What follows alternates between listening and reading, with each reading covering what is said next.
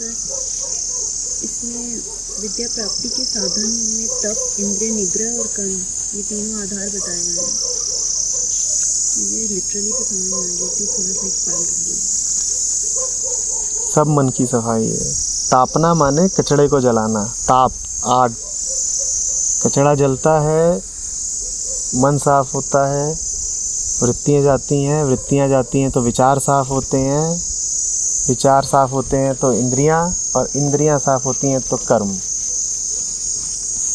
सब भीतर से शुरू होता है। आत्मा की आग होती है, वो इन सब को जला देती है। उठती आत्मा से है, जाती कर्म तक है।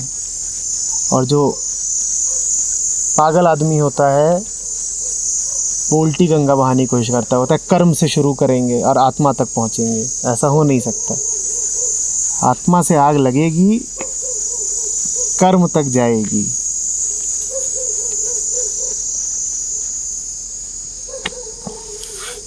एक्चुअली ये मेरा पर्सनल क्वेश्चन भी था सर, कि हम इतना डिस्कशन करते हैं ब्रह्म क्या है क्या नहीं है, लेकिन उस तक पहुंचने का मार्ग तो ये उसी पोर्शन के ऊपर बताया गया है कि क्या विधि हो सकती है। उस तक पहुंचने का मार्ग यही होता है कि चुपचाप सुनिए।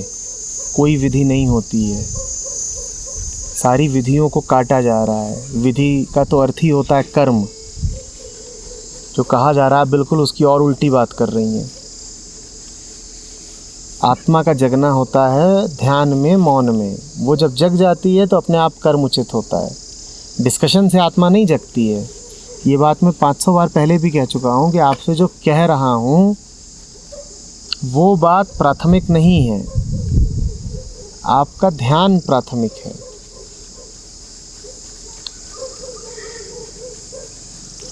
ये शब्द तो ऐसे ही हैं और शब्दों में खोट भी रहती हैं, कमियां भी रहती हैं।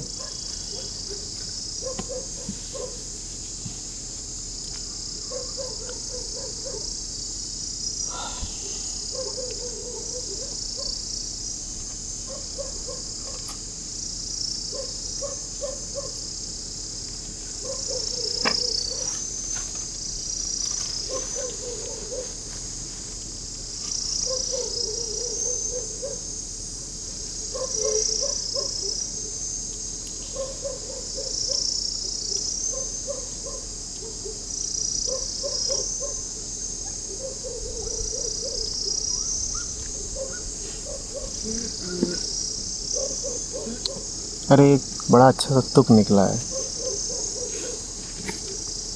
क्या आप डर डर के जीते हैं? अपनी ही नज़रों में फालतू हैं? हाथ गले तक लाइए, वहाँ पट्टा है, निश्चित ही आप बड़े पालतू हैं।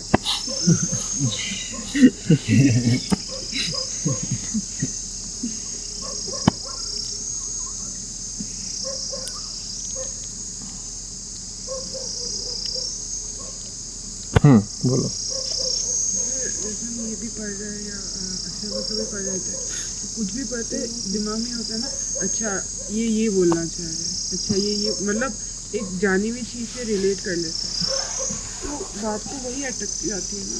अभी भी कर रहा है तो ये मन के ही भेद है, मन के अलग अलग चीज़ों के में बताया जा रहा है, ये करता है ये करता है, जो पता है उसे रिलेट कर करके, मतलब खुद जब पढ़ रहे थे अपना वो बता रही है, तो फिर बात तो वही रह जाएगी ना कि जितना पता है उसी में घूम रहे। तो क्या दिक्कत है, रह जाने दो ऐसे। तुम्हें उससे आगे कुछ चाहिए? समझ कुछ नहीं आ रहा ना। नहीं तो तुम्हें समझना है, तो फिर बात वहीं कैसे रह जाती है अगर समझना होता।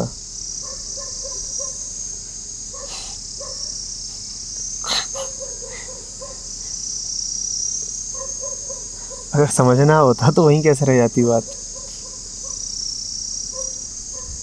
गले पे टटोलो, जल्दी से चेक करो, चेक करो। ठीक, चेक करने की जरूरत है। सोने का है।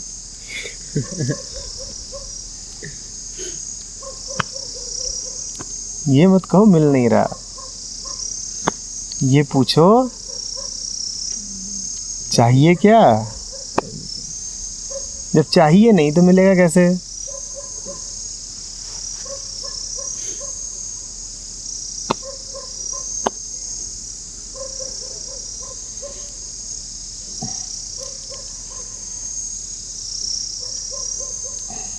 सर ये जो आप बात बोल रहे हैं चाहिएगा, ये चाह कैसे मतलब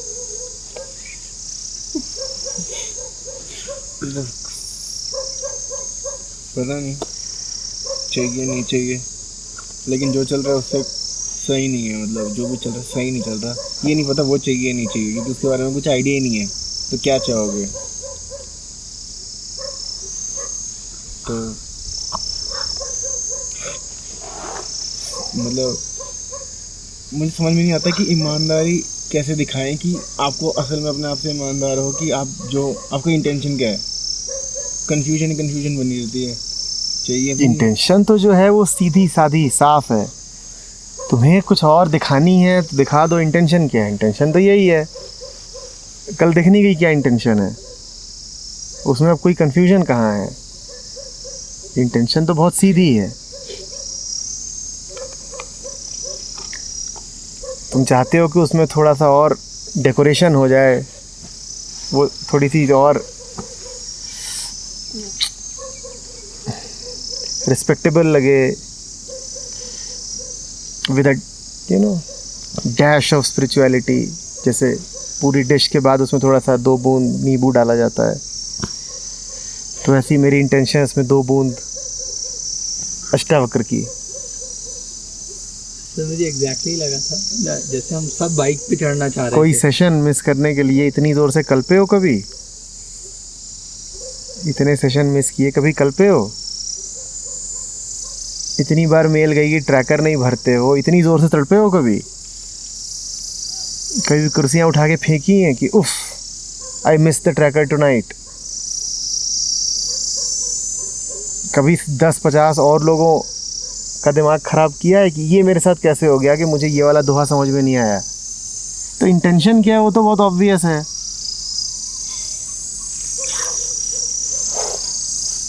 मन में चाह है, संसार समाधान है, हम भी जवान हैं, हसरतें भी जवान हैं।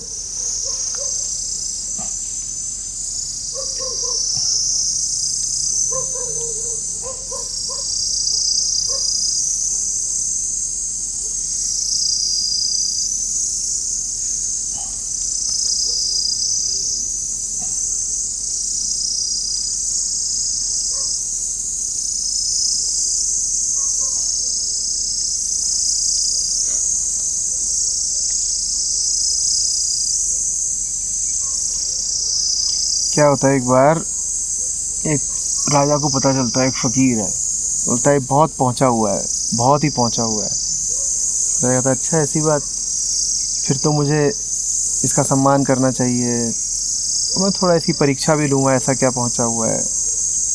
तो खुद जाता है उसके पास, बोलता है मुझे पता चला है कि आप ब्रह्म प्राप्ति हो गई है, आप मेरे साथ चलिए और कुछ दिन तक चल के मेरे महल को पवित्र करिए, वहीं रहिए। वो फ़कीर को ले आता है, तो सोचता है फ़कीर जैसा होगा, नंगा पुंगा त्यागी। फ़कीर को महल में लाता है। फ़कीर देखता है महल है, ठीक बढ़िया है। बोलता है जा कपड़े वपड़े लेके आओ महलों जैसे। सबसे पहले तो जो सबसे मस्त कपड़े होते हैं वो पहनता है, उसके बाद दबा दबा के जो उनका बेस्ट खाना होता है वो खाता है। ये वाला भी लिखा है, वो भी मस्त। उसके लिए कहते हैं आपके लिए कुछ ज़मीन पे चद्दर वद्दर बिछा दें। बोलता है दिमाग ख़राब है, ये बिस्तर किसके लिए है? तान के बिस्तर पे सोता है। राजा कहता है क्या मैं तुम्हारा फ़कीर है, ये क्या कौन सा फ़कीर है, कर क्या रहा है?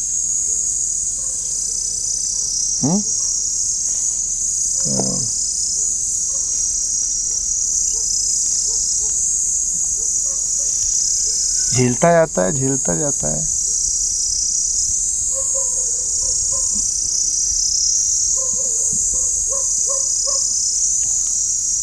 कुछ दिन बाद झेलना बंद करता है, बोलता है चलो आप यहाँ से मेरे साथ चलो, मैं आपको आपके आश्रम ही वापस छोड़ आता हूँ।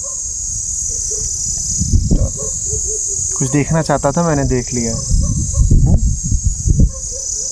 बोल फ़कीर जान रहा है, समझ रहा है क्या चल रहा है। बोलता ठीक है, और जहाँ से लेके आए थे पूरा वहीं छोड़ के आओ, चलो वापस लेके चलो।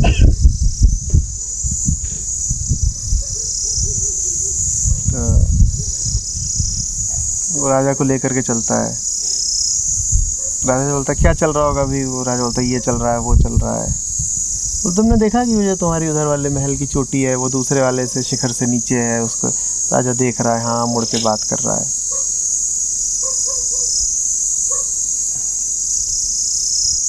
फकीर के आश्रम पहुंच जाते हैं। राजा अभी भी वही सब बातें कर रहा है, महल में ये है वो है, और फकीर ने भी उसे उलझा रखा है उन्हीं बातों में। खैर उसको वहाँ छोड़ के राजा वापस जाने लगता है। तो बोलता है अब जा रहा हूँ लेकिन एक बात पूछनी है। मैं तो आपको कुछ और ही सोच के ले गया था, आप कुछ और निकले। बोलता फिर आप में और आम संसारी में फ़र्क क्या है? आप में मुझ में फ़र्क क्या है? फकीर बोलता है फ़र्क ये है कि जितने दिन मैं वहाँ था ना तुम्हारे, मैंने एक भी दिन अपने आश्रम को याद नहीं किया। एक भी दिन मुझे आश्रम का कुछ पता नहीं था, क्योंकि मैं आश्रम अपने साथ लेके गया था।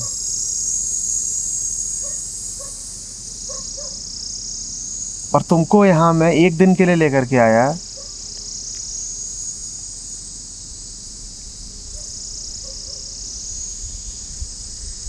और तुम लगातार उस महल की बात करते रहे अपनी।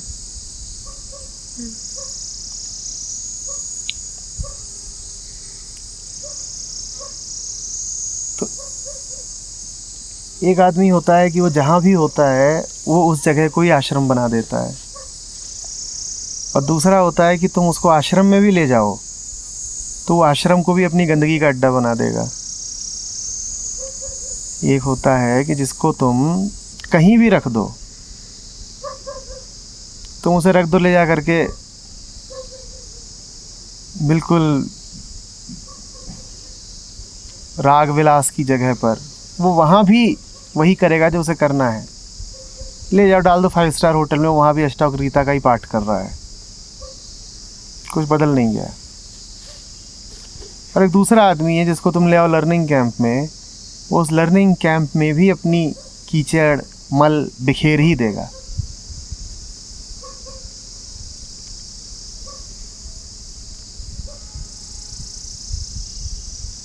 सारी बात समझ में?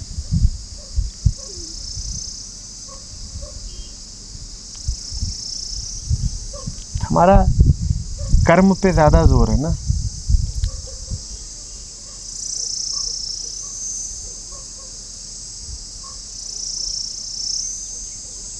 जब आपके भीतर से एक गहरी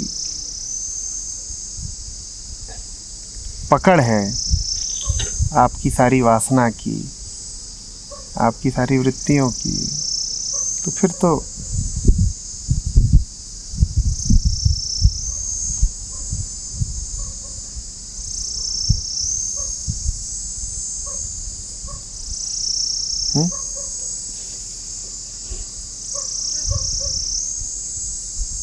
कहीं भी जाते हो भीतर तो वही बैठा हुआ है, कैसे होगा? उसको तुम छोड़ के तो कहीं जाते नहीं ना।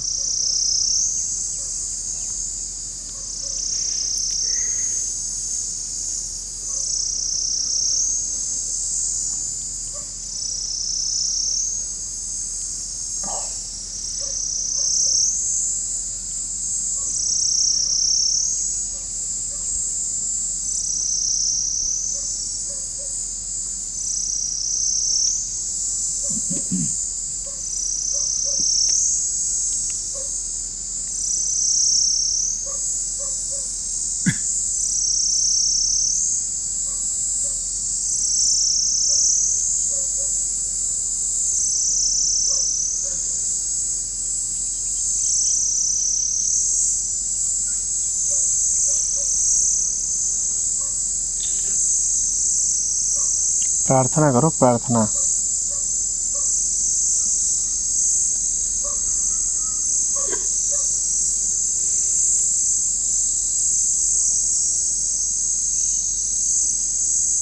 और कोई तरीका नहीं है।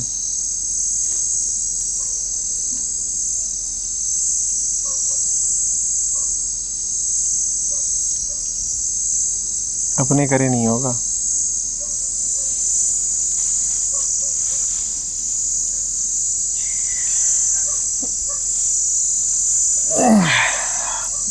कहीं पे जाके इधर उधर जा करके ज़मीन पे सर रख दो और प्रार्थना करो